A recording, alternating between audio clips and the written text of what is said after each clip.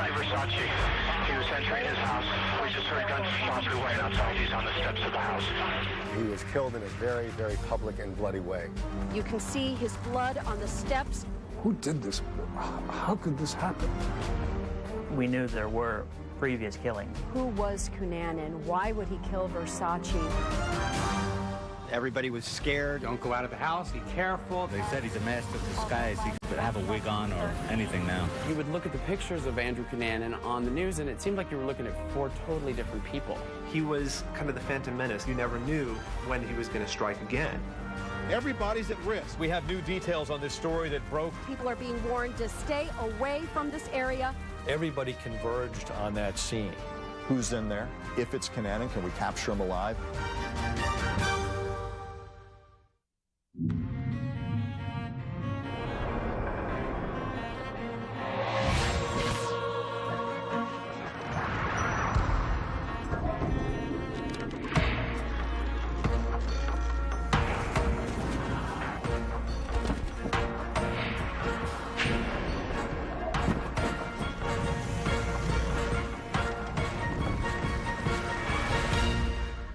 City in fear. Here's John Siegenthaler. Miami is known for its beautiful beaches and exotic nightlife, but on the morning of July 15, 1997, a cold-blooded murder in broad daylight created a worldwide media frenzy. It led police on one of the biggest manhunts the country had seen since the search for the Unabomber.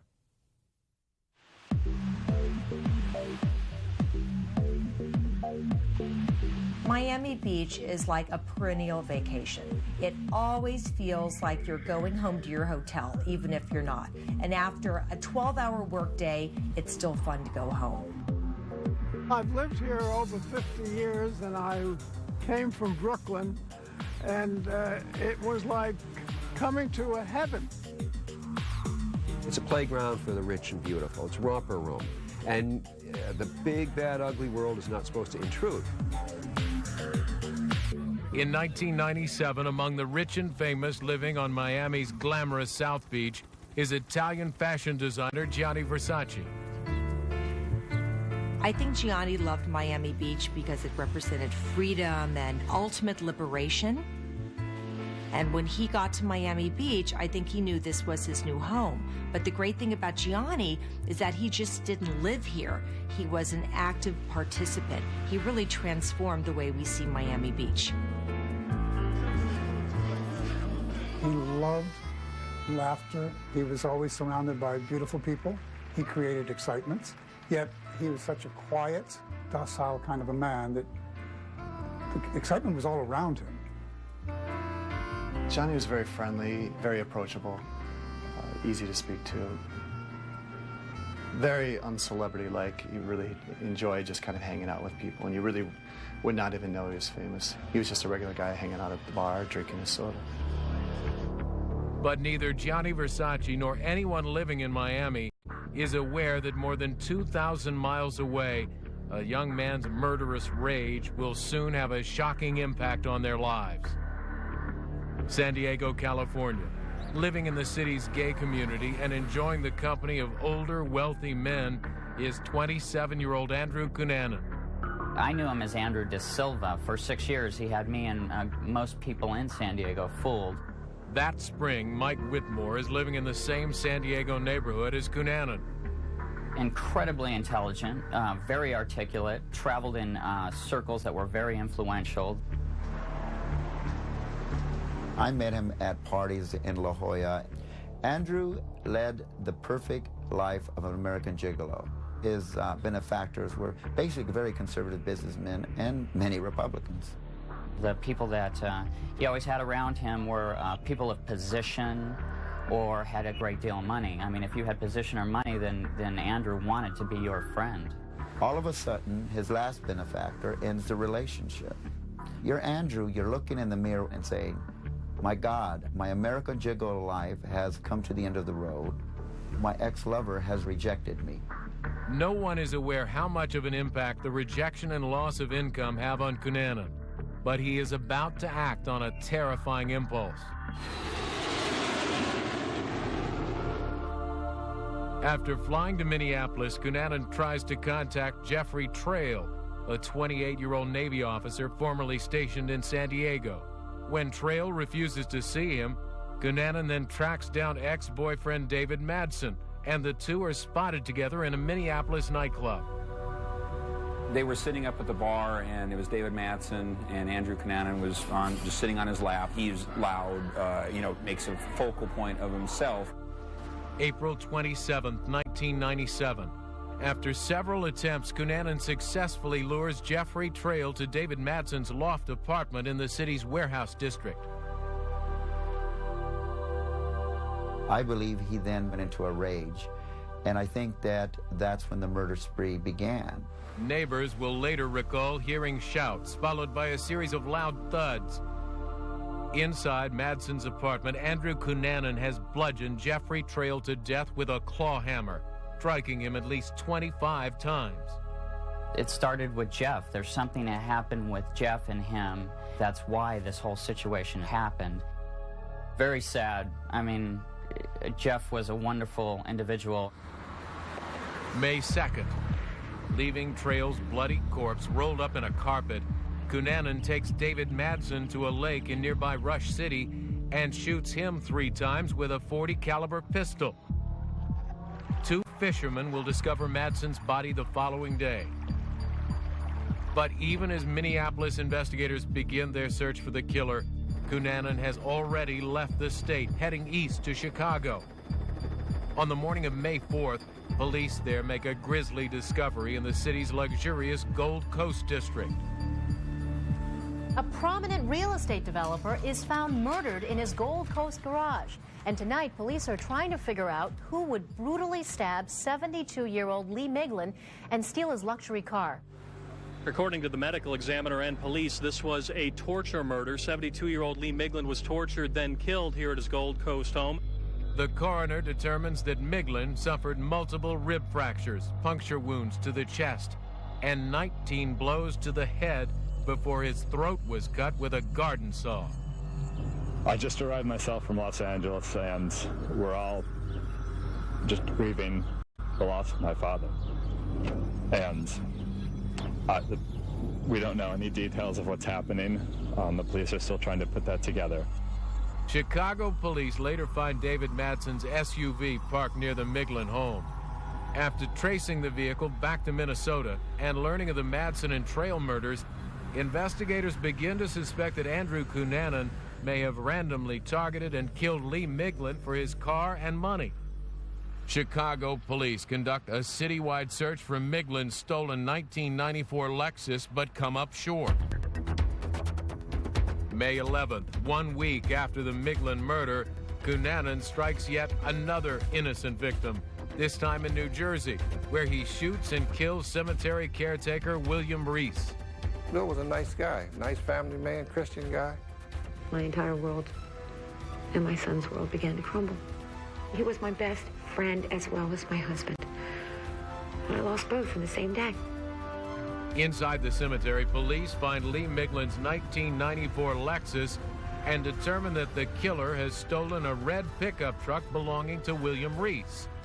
With both murders now linked to Andrew Cunanan, the FBI puts Cunanan on their most wanted list. Up next, after 4 murders in 3 states, police begin a nationwide manhunt for a serial killer.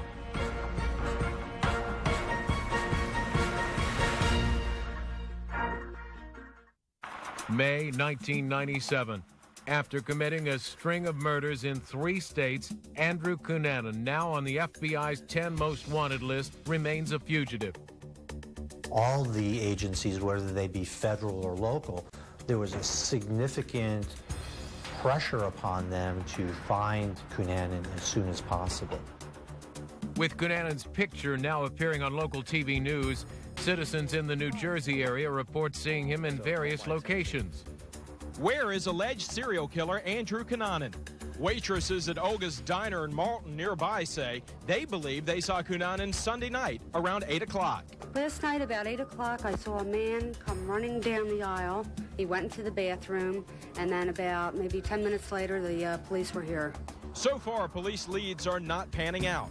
The search for the man whose yearbook caption read, "Most likely to be remembered," continues. What investigators have no way of knowing is that Cunanan is headed to Miami, Florida. From New Jersey to Miami.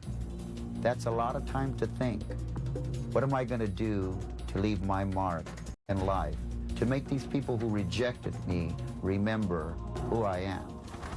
May 12th, 24 hours after killing William Reese, Cunanan arrives in Miami. We had received information about Andrew Cunanan and the possibility that, he could be in South Florida. And we began to look for this individual. We just started to hear some reports of him being in North Miami Beach.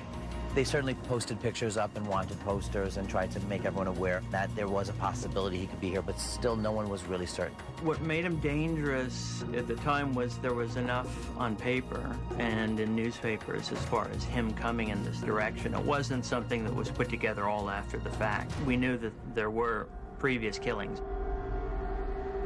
Cunanan checks into the Normandy Plaza Hotel, registering under an alias and using a French passport as ID. Over the next several weeks, despite the FBI's ongoing search to find him, Cunanan blends in with the locals of South Beach and remains unnoticed. He could have been sunning himself on the beach, and he would have acted like everyone else in that circle on South Beach.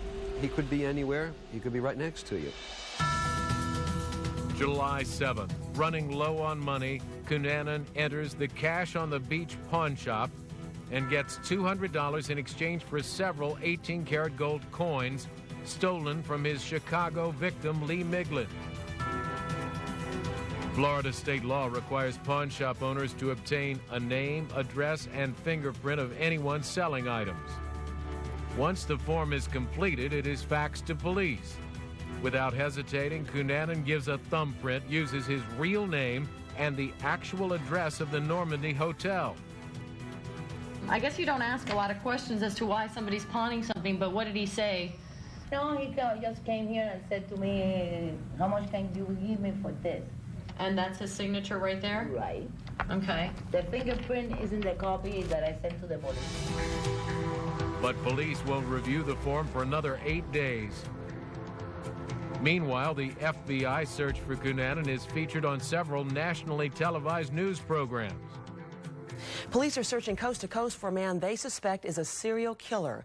They say Andrew Cunanan is responsible for the deaths of at least 4 people. It was the Chicago murder that led police to Media coverage of the Cunanan search leads to a dramatic 911 call on July 11th from a man in a Miami sandwich shop.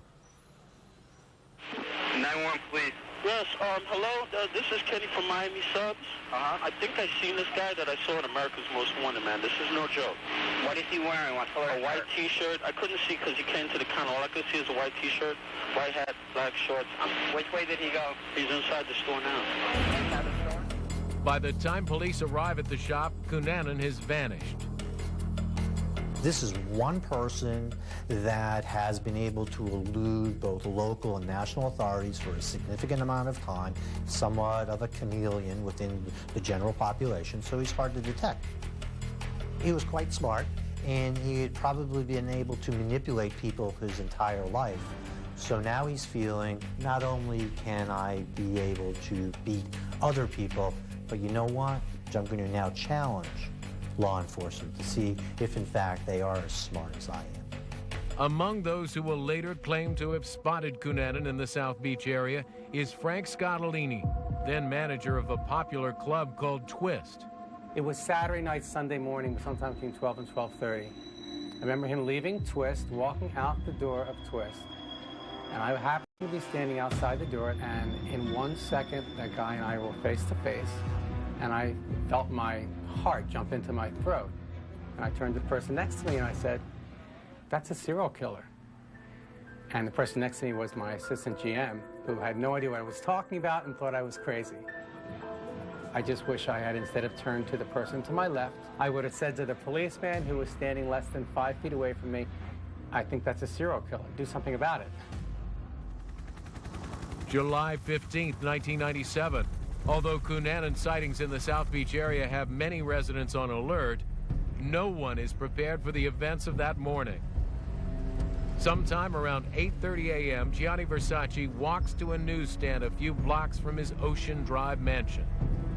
He would get up in the morning, he'd walk over to the news cafe, buy all of his Italian, European newspapers, maybe have a coffee or something, then walk back to his house. I remember him leaving the newsstand right out here, a couple of feet behind me, and that was it. He went towards his home, and I didn't give it a second thought. Less than a half hour later, Versace returns home. As he unlocks the gate outside his mansion, he is approached by a young man with dark hair carrying a backpack. I was on South Beach, getting ready to take some sun, and I heard 2 shots. Definitely sounded like a gun, a big gun. Coming up, a murder in broad daylight sends shockwaves around the world. I get goosebumps just thinking of that morning, that day. Who did this? How could this happen? July 15th, 1997.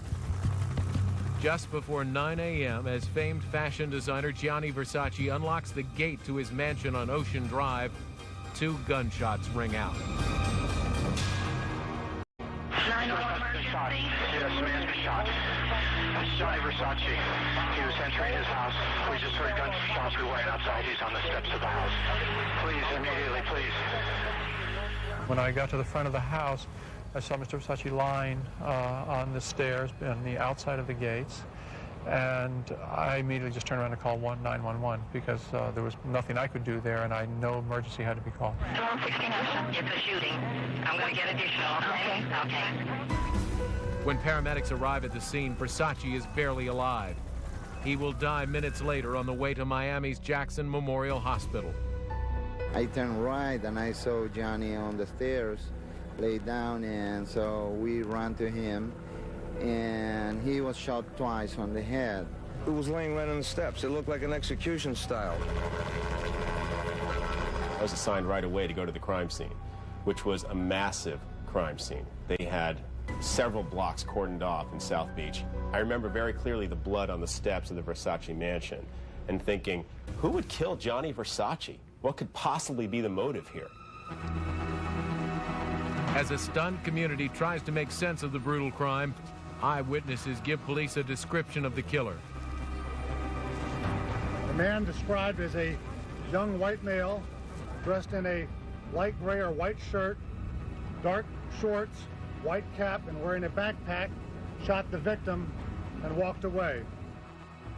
The actual murder happened during a shift change at Miami Beach Police Department.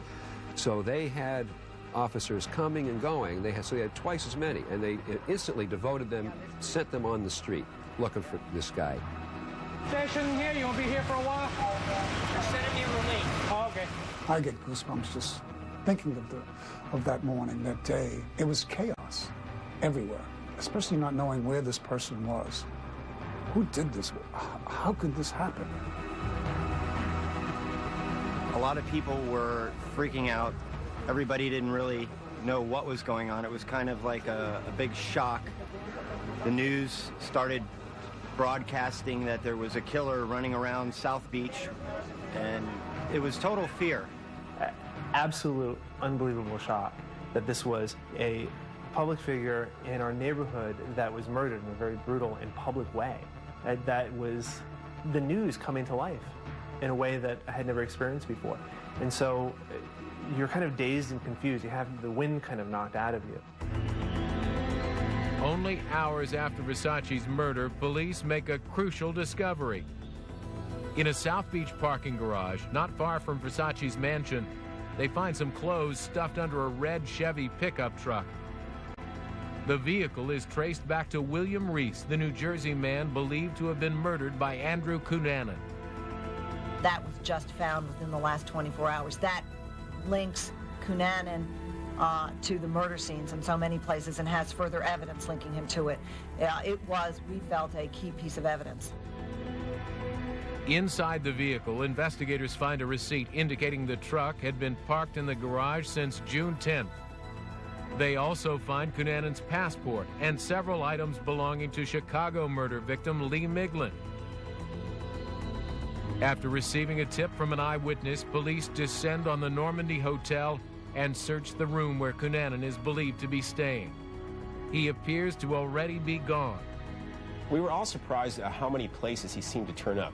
So it was only a matter of time before they would track him down. The question was, were they going to catch him before he killed somebody? We were all just trying to piece together this puzzle of who was Cunanan, why would he kill Versace, where was he?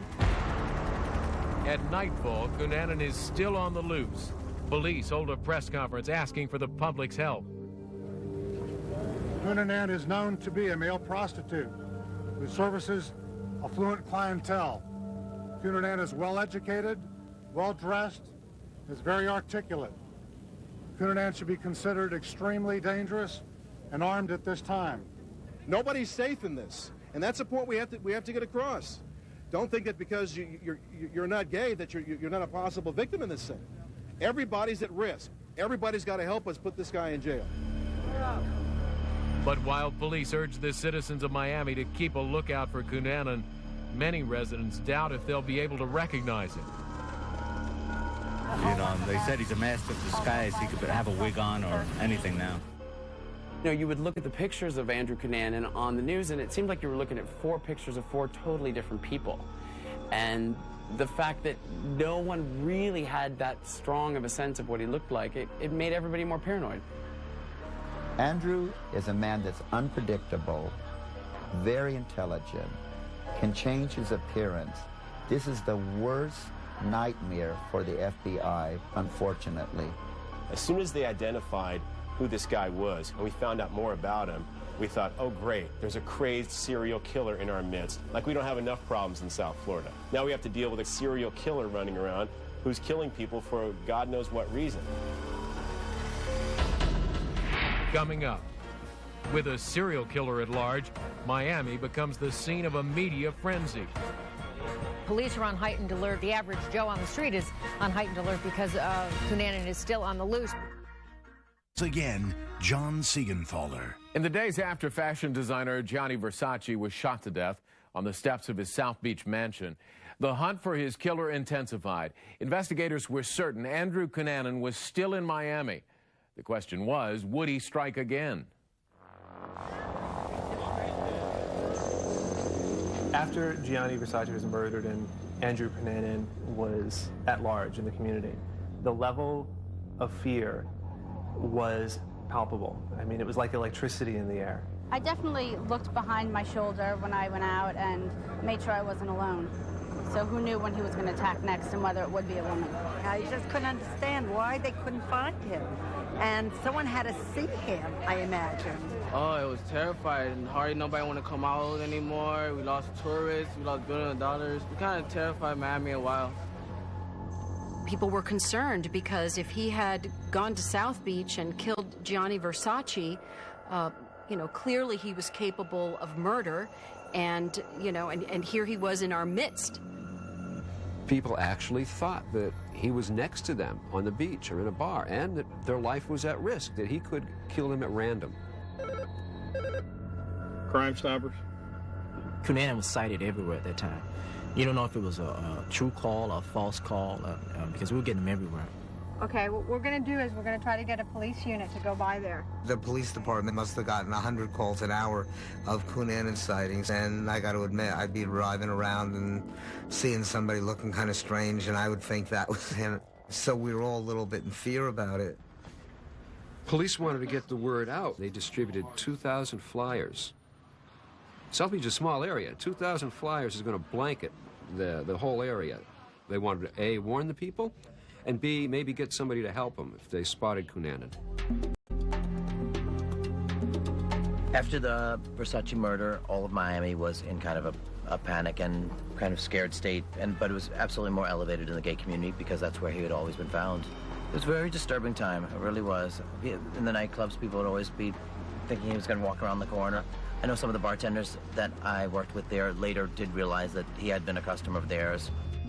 He had been at all these clubs that you thought were completely safe and harmless, and yet You know, it's really freaky to think that there was a killer probably on the bar stool next to you at some point. In Miami Beach, it really had a profound effect. The beach is all about pleasure and relaxation and happiness and, you know, the restaurants, the clubs. Andrew Cunanan didn't just kill Versace, he killed the party. All the clubs toned down. The city was in fear, and it wasn't time to celebrate. We didn't want to celebrate. You know, how can you go out and really have a good time when something like this could happen right on your very doorstep? With such a high-profile citizen like Versace being murdered, media from all over the world descend on Miami and begin 24-hour coverage of the story, going after any angle they can find. Mientras de todas partes del mundo llegan flores a su mansión de Miami Beach. Police are on heightened alert. The average Joe on the street is on heightened alert because Cunanan is still on the loose. But so far, no real sign of the man suspected of killing Gianni Versace. Tonight, police are chasing several new leads. Police say there have been Cunanan sightings at various hotels, and now they are speculating that he may have shaved off all his body hair and may be posing as a woman. El asesinato del Modesto italiano. And it was an absolute circus. I remember one reporter from another station doing a story about dressing up in drag to show the difference, how different Cunanan might look, because there was this theory that he might be going around dressed as a woman. And we thought of every angle you could think of. Never-ending helicopters and vans and interviews and phone calls and just people coming up to you constantly. There were points in time where there was more media in the club than there were patrons. There were just so many of them in here and wanted to talk with anybody they could, just anybody. It was a city under siege because the media had put us on the siege. It wasn't Cunanan. They asked the logical question, what do we do? Are we safe? And I say, just lead your normal life and don't become a detective trying to solve the crime. The police will take care of it. But police have few leads in the case and no knowledge of Cunanan's motive for targeting Versace. Police say this was not a random shooting, so what was it? A celebrity stalking or something personal? Detectives say there's absolutely nothing to suggest these two men had ever even met each other. Just to kill Versace, to kill him, we never understood if there was a connection with Andrew Cunanan and Versace. Did Versace have some type of encounter with this man that went bad or something? I don't know. But we just couldn't understand why he would target Versace. For several days after Versace's murder, Miami Beach police, along with teams from the FBI, searched businesses, restaurants, and other shops along South Beach. They also hope that a reward will encourage citizens to help lead them to Cunanan. Today, Dade County, in partnership with the City of Miami Beach, the Federal Bureau of Investigation announced the creation of a $45,000 reward for the capture and arrest of Andrew Phillip Cunanan. With the media scrutiny, with the high-profile situation, it just would build and build and build in anxiety, coming up with reward money and coming up with ways to get people involved. Everybody wanted this man taken into custody. Everybody wanted this investigation to be solved. Up next, a seemingly random burglary ends in a dramatic televised standoff. Is Andrew Cunanan aboard that houseboat? So now the stakes are really high, and it certainly looks like Andrew Cunanan. July 18, 1997. 3 days after the brutal murder of designer Gianni Versace, his friends and admirers gather for a memorial service at St. Patrick's Catholic Church in Miami. Everyone was just numb. I remember attending the funeral at St. Patrick's Church on Miami Beach, and there was so much sadness. Rejoicing in Versace as the person having been with us, but so much severe sadness. I'd met Versace at a couple parties, and I didn't know him that well, but it was a big shock when a figure that you've come to like love or to really admire gets killed, like a Princess Di or someone like that. You're floored. You're just stunned. I felt like I lost somebody. admired everything that he did. I thought he was a brilliant artist, not just a designer. And I thought it was a great loss. 4 days later, on July 22nd, Milan, Italy's Duomo Cathedral is the scene of another emotional service, attended by Versace's family and many of his celebrity friends.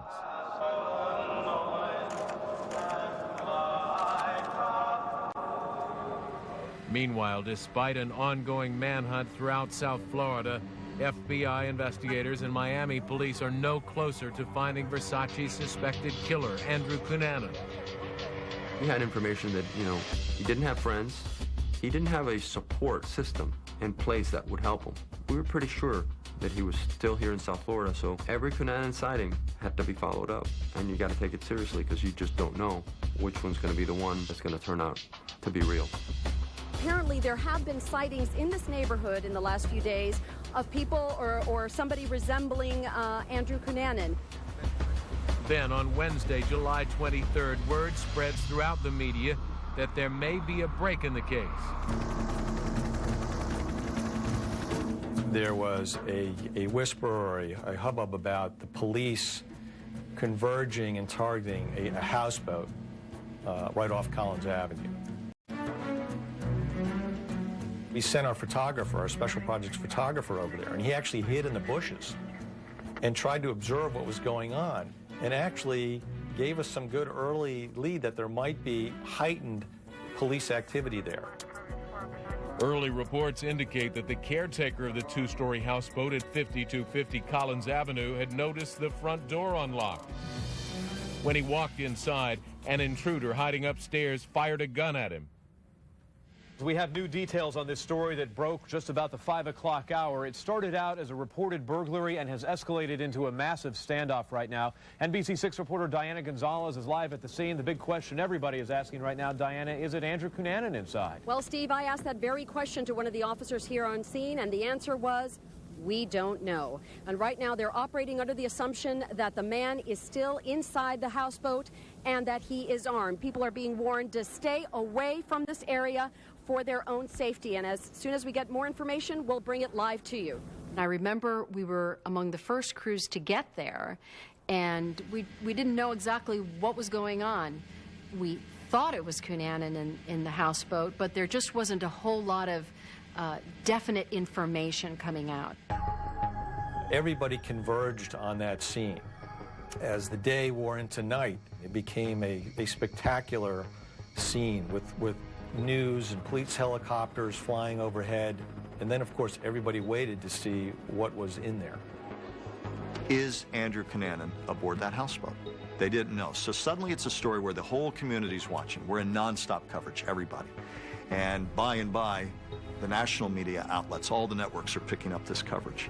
It's a story the whole country's watching. So now the stakes are really high, not only for police, who's in there, if it's Cunanan, can we capture him alive and answer some of the questions about why he did it? And what's the latest from the ground level, Diana? More activity from the special response teams. Police are asking people who are driving around, residents who are leaving their buildings, to get out of the way if they want to stay safe. Assuming the killer is Cunanan, Dr. Scott Allen, a senior staff psychologist with the police department, provides negotiators with a psychological profile of the alleged killer. So we're thinking that he's either going to try to really embellish his stature to try to have this really grandiose surrender, or he's going to kill himself right on the spot, or he will set up a situation where he'll come out with his firearm and compel our tactical people to shoot and kill him. You've got a scene here where they have closed off the entire roadway. They have moved in position in front of the house, all around the house, so you don't want to give anything away. The police department asked our helicopter to please back off that picture. There may be a television inside that houseboat if the suspect is still in there. As a result, if he is watching this coverage, they certainly don't want to tip off what they're going to do. Hoping Cunanan may be watching the television coverage, his friend Elizabeth Cote makes an on-air appeal urging him to surrender. Andrew, wherever you are, please stop what you are doing. You still have a chance to show the entire world the side of you that I and your godchildren know. The time has come for this to end peacefully. After nearly 4 hours with no movement or progress in the standoff, SWAT team members begin launching gas canisters into the houseboat. When there is still no response, commanders order the tactical unit to storm the houseboat. So I was actually the first guy going through the door without a shield. And at that time I figured, okay, this is going to be the confrontation. So I prepared myself for anything that could have possibly happened. And I wanted to completely focus on whatever I had to deal with, threats, hostage situation. But we weren't sure if there was a victim inside or anything. Officer Fletcher is the first to reach the second floor of the houseboat. I saw the gun in Cunanan's hand. He was actually lying in the bed at the time. And I instinctively knew that Cunanan was no longer alive. And I immediately notified my team that Cunanan, 45. 45 means he's deceased. But with the world's attention focused on Miami, investigators are careful not to make any mistakes. When they found him dead there, he had shot himself in the mouth and his face was all splattered. They couldn't properly identify him. And there's no forensics men around to do the fingerprinting. At this time, we are waiting for the arrival of forensic units from the Metro-Dade Police Department in an effort to try to preliminarily identify the deceased. When we have that information, we will release it to you. Does it look like it? Matching the description of Andrew Cunanan. Matching the description of Andrew Cunanan. There is a similarity in the description of the victim that was found. Beyond that, I will tell you that there is nothing else to indicate at this time that it is him. Thank you very much. There you go. I had a source say, all I can tell you is it's the same exact weapon that was used to kill Gianni Versace. And it certainly, in every respect, looks like Andrew Cunanan. Coming up. I asked the two most experienced fingerprint technicians that we had that they come. Life in Miami nearly grinds to a halt as citizens wait to learn the gunman's identity. 9 days after the shooting death of Gianni Versace, a dramatic televised standoff between police and a man barricaded inside a houseboat on Miami Beach has come to an end. Inside, police have discovered the body of a young man dead from a self-inflicted gunshot wound. Throughout Miami, residents eagerly await confirmation that the dead man is Versace's suspected killer, Andrew Cunanan. The buzz here is exactly what Robin reported, that indeed the search for the fugitive Andrew Cunanan may have ended in dramatic, violent fashion here in that houseboat you see across the way right over there. The city manager was talking to me about it and said to me, it's Cunanan. They know it's Cunanan, but they have to wait till the morning in order to get the forensics man to take the fingerprint. I said, are you crazy? You got 1,000 guys from all over the world sitting here. They know it's Cunanan too, but they can't say it until you say it. And I asked the two most experienced fingerprint technicians that we had that they come to see if we could ID the body by printing the hands and then comparing it with that one thumbprint that we had on that pawn shop card. The ID was made. I was in contact with the mayor at the time. You had the mayor, you had the director of the police department, you had the chief of Miami Beach, you had the special agent in charge of the FBI, Phillip, and I think it was about 5 o'clock in the morning that they were able to identify Andrew Cunanan. County State Attorney's Office. Tonight, all across the nation, our citizens can stand down and breathe a sigh of relief. The reign of terror brought upon us by Andrew Cunanan is over. Thank you very much. Well, this was like a crescendo to a great symphony or something. I mean, this was, remember, you'd work 15, 20 hours a day on this, basically on the story nonstop. So essentially, this was the end, and it was a dramatic end. We felt satisfied because we accomplished our job. We brought peace back to Miami at that time. Thank God this is over. That was my overall emotion, because this had been something that had been consuming the media for weeks. When they cornered him, we knew in our hearts he was there in that houseboat. And then when we found out that he had killed himself, we knew he was gone. Then there was celebration. When I announced that this guy was dead, the crowd went nuts. And, you know, drinks were on the house. It's time to move on. It's time to see the colors. It's time to hear the Latin salsa band on Ocean Drive, you know, and stop and dance. I felt a lot of relief. And, I mean, the guy was definitely out of his mind.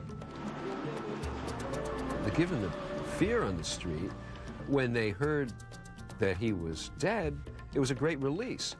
There were cheers. They announced it in bars around South Florida, and people cheered and toasted the fact he was dead. Signs went up on the street.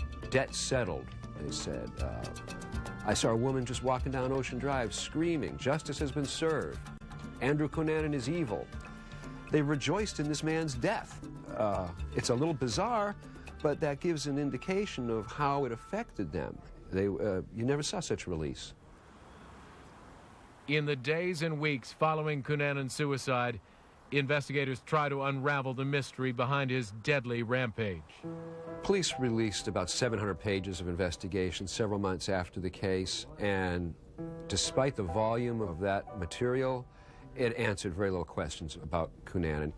They autopsied his body, but they could never dissect his motives. It's anybody's guess why he was brazen about that. Maybe he wanted to make a statement. Maybe he wanted to get caught. I can't fathom doing what he did. It just doesn't make any sense. And obviously he wanted to go out with a bang. Why did he ultimately pull the trigger on Gianni Versace? That died with him on Miami Beach. So it was one of those things that you never really got the fullest answer as to why this man ultimately decided to make that cross-country trek after a killing spree before and targeted Gianni Versace. Whenever I think of Gianni, I think of the void that this man created in a lot of people's lives. This was a very famous man, and he was killed in a very, very public and bloody way. When Versace was killed, Miami Beach lost a part of its soul. It lost Versace, and it has never recovered since fully, and I'm sure never will. Cunanan didn't leave evidence of his motive, but one theory is that unlike other serial killers, he may have had several reasons to kill. Jeffrey Trail and David Madsen may have been targeted for revenge. Lee Miglin and William Reese for opportunity, and perhaps Cunanan killed Gianni Versace to secure his own fame. That's a report. Thanks.